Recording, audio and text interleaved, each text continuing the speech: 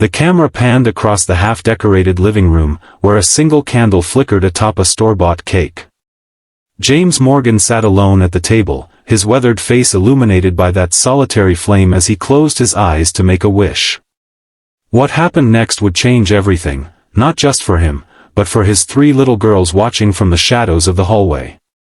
If this story already has you reaching for tissues, make sure to hit that like button and subscribe to see more heartwarming family journeys like this one. James hadn't celebrated his birthday properly since Eliza died 3 years ago. Cancer took her quickly, too quickly for anyone to prepare, especially their identical triplet daughters who were only 4 at the time. The girls, Lily, Rose, and Violet, were named after Eliza's favorite flowers, a daily reminder of the woman who was no longer with them. "Happy birthday to me," James whispered, his voice catching as he prepared to blow out the candle. The house felt emptier on days like this, the silence more pronounced despite having 3 energetic 7-year-olds under his roof. Before he could extinguish the flame, he heard tiny footsteps approaching from behind. The triplets appeared beside him, their matching auburn hair pulled back in identical ponytails, something James had finally mastered after countless YouTube tutorials and tearful mornings. "Wait, Daddy," Lily said, the most outspoken of the 3. "We have a surprise." Rose nodded eagerly while Violet, always the shyest, clutched something behind her back. "We made you a present," Rose announced, her eyes bright with excitement. James forced a smile. The girls always tried so hard on special occasions, crafting handmade cards or drawing pictures that inevitably featured 5 stick figures, the 5th always floating above the others with angel wings. Violet stepped forward, presenting a crudely wrapped package. "Open it now, please." Inside was a photo frame the girls had decorated with seashells collected during their last beach trip, Eliza's favorite place. The photo showed all 5 of them, taken during their final summer together. "It's beautiful," James said, his voice thick. "Thank you, girls." The triplets exchanged glances, a silent communication passing between them that James had witnessed countless times but never fully understood. Lily, always the leader, took a deep breath. "Daddy, we want to play a game." "A game? Now?" James checked his watch.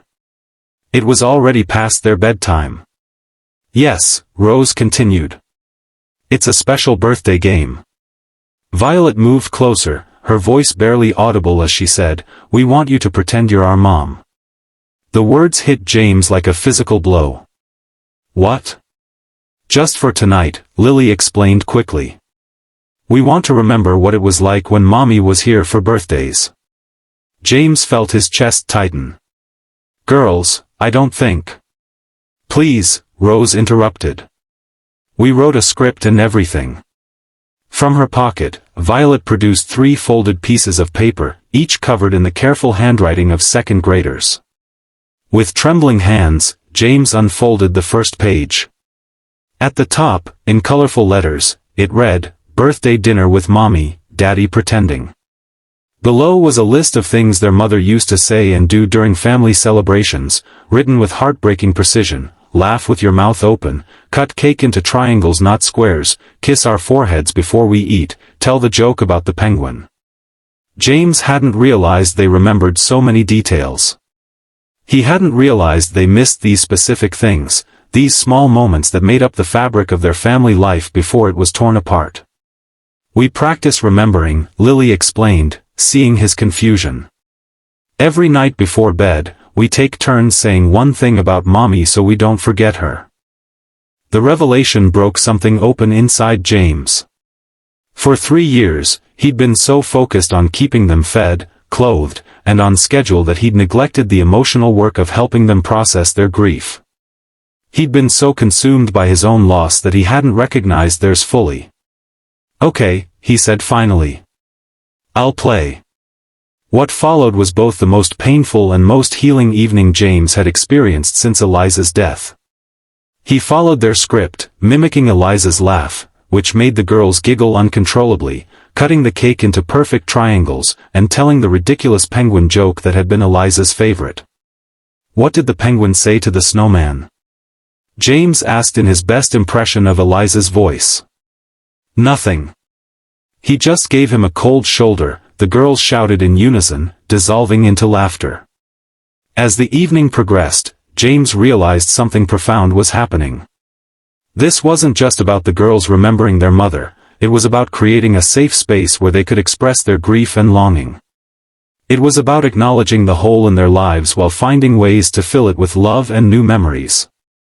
When it came time for bed, James followed the final instruction on their script: "Tell us the star story."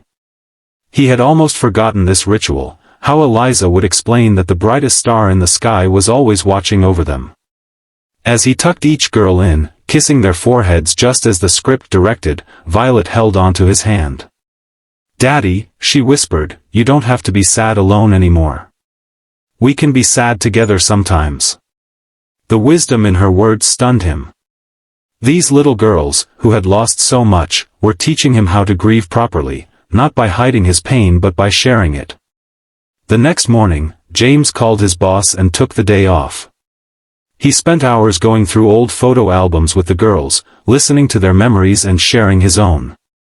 They laughed, they cried, and for the first time in 3 years, the house felt full again. That evening, James created a new family tradition. He set up a special dinner with 4 plates and a small candle in the center of the table. "This candle is for Mom," he explained. "She's always with us, even when we can't see her." The girls watched, wide-eyed, as he lit the flame. "And now," he continued, "I want each of you to share one memory of Mom, but also one thing you're looking forward to in our future together." As each girl spoke, James realized they were finally finding their way forward, not by forgetting Eliza, but by carrying her with them into a new chapter of their lives. 6 months later, James started a support group for single parents at their local community center. The triplets became unofficial mascots, offering crayon drawings and wisdom beyond their years to adults struggling with loss. On difficult days, when the weight of single parenthood felt overwhelming, James would remember Violet's words, "We can be sad together." And somehow, sharing the sadness made it lighter, made it possible to find joy again. Years passed. The triplets grew into teenagers with distinct personalities despite their identical appearances. Lily became captain of the debate team, Rose discovered a passion for marine biology, and Violet, no longer quite so shy, wrote poetry that brought tears to her teacher's eyes. On James's 50th birthday, the girls, now young women about to leave for college, recreated that pivotal night from their childhood. They presented him with a new script, this one titled, "Things Dad Did Right." The list was long and detailed, chronicling a decade of school plays attended, skinned knees bandaged, midnight talks, and unwavering support. The final item simply read, "He let us remember Mom while teaching us how to live." As James looked at his daughters, these remarkable young women who carried pieces of Eliza in their smiles and determination, he realized that the wish he'd made on that lonely birthday so many years ago had actually come true. He had wished for guidance, for some sign that he was doing right by his girls. The answer had come in the form of 3 little voices asking him to pretend, just for one night, to be someone he wasn't, only to discover that the strength he needed had been within him all along. If this story touched your heart, please remember to like this video and subscribe to our channel for more stories about family, resilience, and the unexpected ways we find healing. Sometimes our greatest lessons come from those we're supposed to be teaching, and our brightest moments shine through our darkest times.